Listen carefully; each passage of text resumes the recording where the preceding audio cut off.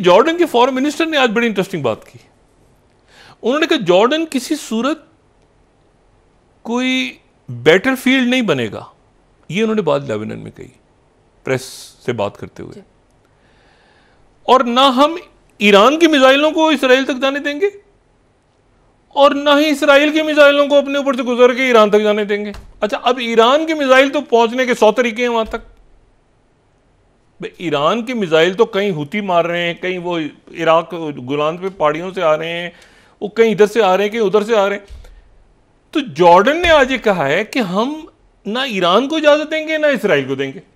Okay sir, अब Israel अब missile मतलब ऐसे क्या उधर एक पहाड़ी पे मारेगा, फिर पहाड़ी से टकरा के उधर जाएगा, फिर उधर से जाके उधर जाएगा, कैसे ट्रैजेक्टरी कैसे बनेगी?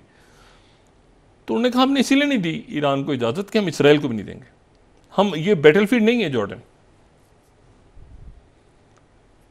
तो ये एक बड़ी मुलाकात हुई है। यूएई के यूएई के बारे में मैं आपको पहले बता चुका हूं कि रिकंस्ट्रक्शन, हॉस्पिटल्स, पेशेंट्स और एड, इसमें यूएई बहुत आगे था, बहुत आगे। मतलब पैलेस्टीनियंस के लिए यूएई ने बहुत स्टांस लिया। और यूएई ने तो अभी आप देखें यूएई की, आप हैरान होंगे यूएई की डिप्लोमेसी पे।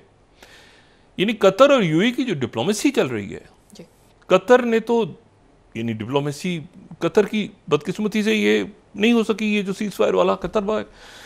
लेकिन यूएई की डिप्लोमेसी आप देखें कि यूएई ने मॉस्को और कीव के दरमियान प्रिजनर्स एक्सचेंज करवाए। यानी अब देखें, ये जो मैं आपसे कह रहा हूं ना, तो कहते हैं ना कि ये नई पावर्स इमर्ज हो रही हैं। अब वो कितनी कॉम्प्लेक्स डिप्लोमेसी है कि रशिया और यूक्रेन के दरमियान अगर दोनों मुल्कों के दरमियान कोई ट्रस्ट है तो यूएई ने एक्सचेंज हुआ है। तो यूएई अपना एक रोल प्ले कर रहा है, सऊदी अरेबिया जो है वो रोल प्ले कर रहा है, और वो मुकम्मल तो मेरी पहले अगर इतना फ़लस्तीनियों के साथ था, फिर इतना था, फिर इतना था, अब कंप्लीट हो गया, मुकम्मल हो, अब काफ़ी हद तक वो यानी मुकम्मल उन्होंने एक वो इब्राहिम अकॉर्ड वगैरह जो है वो साइड पे चले गए, पीछे रह गए, क्योंकि अब तो ये 4 अरब ममालिक आ गए ना बीच में। अब आप गजा को एक तरफ अगर रख भी देते हैं तो 4 अरब ममालिक ऑलरेडी इस जंग में इन्वॉल्व हो गए हैं। लेबनान, सीरिया, इराक और यमन। इजिप्ट के फिलाडेल्फी कॉरिडोर के ऊपर इसराइल की फौज बैठी है, और वो इजिप्ट के लिए एक बहुत बड़ा अना का मसला है कि वो फौज अगर वहां से नहीं हटती तो इजिप्ट क्या करेगा। इजिप्ट के अंदर भी एक जाहिर है कि एक टर्म, और इजिप्ट भी कोशिश कर रहा था कि इजिप्ट के तो तैयार बैठे थे कि गजा के अंदर एड जाएगी और सारा, वो फौज बैठी है इनकी किसी वक्त भी अगर, और वो उनका इलाका है और बड़ा प्रेशर है वहां पे। ये इन्होंने मुकम्मल तौर पे लेबनान की सपोर्ट का ऐलान कर दिया इजिप्ट ने, और किसी भी वक्त अगर ज्यादा वो इंगेज हुए इजिप्ट अपनी जगह वापस ले लेगा, इजिप्ट अपनी जगह वापस ले लेगा। एक तो वैसे ही वहां फौज सस्टेन नहीं कर सकते। देखें, फौज का दाखिल होना कुछ और होता है, स्टे करना कुछ और होता है। स्टे जब आप होल्ड करते हैं ना, एक जगह घुसना और मार के भाग आना, ये तो गुरिल्ला वॉरफेयर है ना, ये तो गुरिल्ला वॉरफेयर है। लेकिन वहां पर ग्राउंड होल्ड करना, क्योंकि इसराइल इसलिए जा रहा है लेबनान में कि जी हम ये पूरा जो किस्सा है, ये पूरा जो एक जनूबी लेबनान है, इसको इतना महफूज करेंगे कि यहाँ पर जो है वो 60-70 हज़ार लोग जो नीचे आ गए हैं इसराइल के, वो ऊपर जाएं। अब यहाँ पर इंपॉर्टेंट बात जो है वो ये है कि हुतीज ने और गजा से फायर हुए हैं। सबसे जो हैरानकुन बात है वो गजा से आज के दिन 1 साल मुकम्मल होने पे रॉकेट फायर होना, और इस तरह से कि नेतन्याहू साहब काबीना का हंगामी इजलास करो। अच्छा, अब इन्होंने तल अवीव से यरूशलेम, क्योंकि यरूशलेम पे इनको पता है कि मस्जिद अक्सा है तो वहाँ पे अटैक नहीं हो सकता, तो वहाँ पर उन्होंने अंडरग्राउंड बना लिए, कोई किसी जगह पर इजलास वगैरह करते हैं। लेकिन ये कितनी अजीब अजब बात है कि गजा से फायर हुआ है। अच्छा, उसके साथ ही हाशिम सफ़ीउद्दीन जो है वो हयात हैं। हाशिम सफ़ीउद्दीन जो हैं वो हयात हैं और उनकी आज कुछ मुलाकातें भी हुई हैं, यानी जो हिज़्बुल्लाह के अगले कायद। और इसी तरह से जो ईरान के इस्माइल कानी थे, जिनके हवाले से बात चल रही थी कि वो भी शायद उनको भी निशाना बनाया गया, उन्होंने भी आज खिताब किया 1 साल मुकम्मल होने पे एक कॉन्फ्रेंस है। लेकिन जितने अरब ममालिक के चैनल थे, काफ़ी अरब दुनिया के जो टीवी चैनल्स थे, वहाँ पे एक खिताब बराह रास्त नशर हुआ है अरब ममालिक के अंदर, और वो इंग्लिश में भी और कई जगहों पे फ्रेंच भी। मैंने बताया बहुत ज़्यादा फ्रेंच भी बोली जाती है कई अरब मुल्कों में, ये जो लिवांत के इलाके हैं। और वो जो खिताब है वो खालिद मिशाल का खिताब था। खालिद मिशाल जो है ये ओल्ड गार्ड में से, यानी आप ये देखें कि ये इस्माइल हानिया से पहले, हिज़्बुल्लाह और हमास को अलग रखना ज़रूरी है, हमास के पोलिट ब्यूरो के सरबराह थे। और ये जो हैं खालिद मिशाल, ये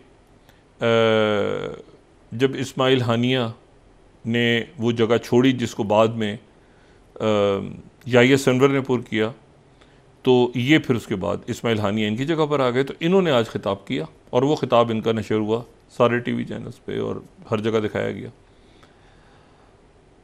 और खालिद मिशाल वो हैं जिनको जॉर्डन में पॉइजन किया गया था, जिसके ऊपर बिल क्लिंटन ने फ़ोन किया था शाह हुसैन को, और ये सारा हम इसको डिस्कस कर चुके। पॉइजन करके वो एंटीडोट मांगा गया था, बड़ी एक ड्रामेटिक वो थी, और वो पकड़ लिया था जॉर्डेनियंस ने मोसाद के लोगों को जी।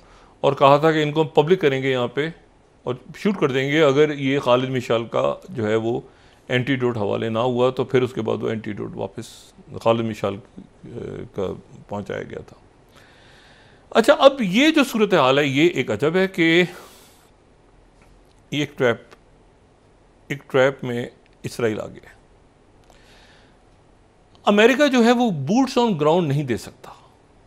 बूट्स ऑन ग्राउंड का मतलब ये है लेबनान में कि वो मतलब फिर वही 1982 वाला, और वो मतलब वो एक अमेरिका नहीं आएगा इस वक्त। अमेरिका क्यों आएगा बूट्स ऑन? ये देखें, आज अरब न्यूज़ ने आज एक उनकी, इससे आपको अंदाज़ा हो रहा है कि अरब मीडिया किस तरह जा रहा है।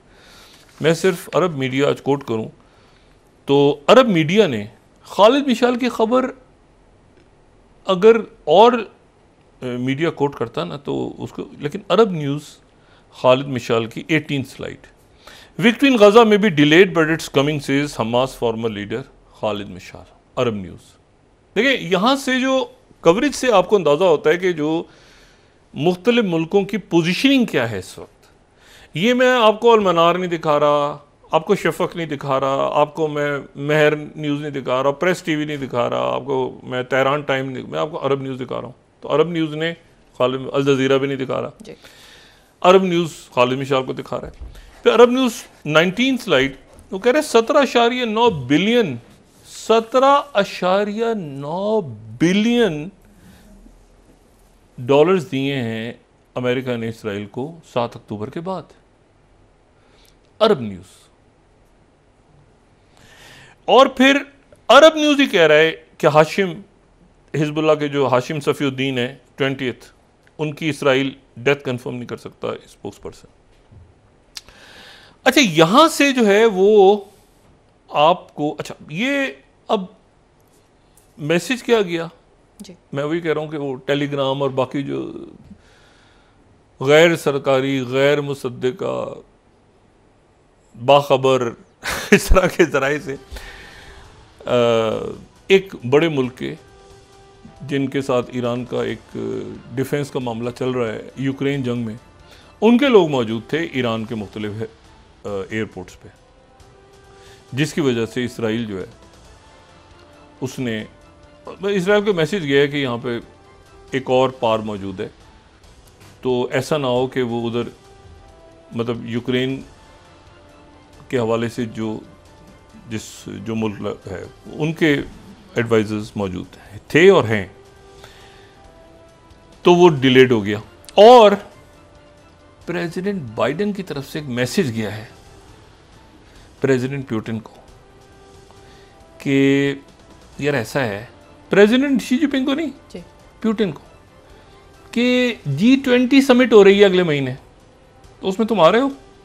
ब्राजील में हो रही है G20 समिट, तो अगर तुम आ रहे हो तो बताओ, मैं भी आता हूं। पुतिन और बाइडेन की एक खामोश मुलाकात, शी जिनपिंग भी होंगे, वो G20 समिट के मौके पे उसकी बात चल रही है, क्योंकि वो है, यानी इस तरह समझे कि इलेक्शन का रिजल्ट आ चुका होगा, कैमिला हैरिस या ट्रंप में से कोई जीत चुका होगा, लेकिन बाइडेन ने अभी तक इक़्तिदार हवाले नहीं किया होगा, दरमियान में वो G20 समिट आ जाएगी नवंबर में। तो ये मैसेज कन्वे हुआ है जी। डॉक्टर साहब ब्रेक के बाद डिस्कस करते हैं। मतलब ये अब इसको जाहिर है ना रशिया की ऑफिशियल वो उन्होंने उसको बात की है ना उधर से बात हुई है, लेकिन चूंकि समिट तो हो रही है ना, तो उस समिट में ये पूछा गया है कि भाई पुतिन अगर आ रहे हैं तो बाइडेन आए, और शी जिनपिंग अगर आ रहे हैं तो वो शी जिनपिंग से ज़्यादा बाइडेन से पुतिन से मिलने में इंटरेस्टेड है, पुतिन से मिलने में इंटरेस्टेड है प्रेसिडेंट बाइडेन। और जेलेंस्की क्या सोचेगा गरीब?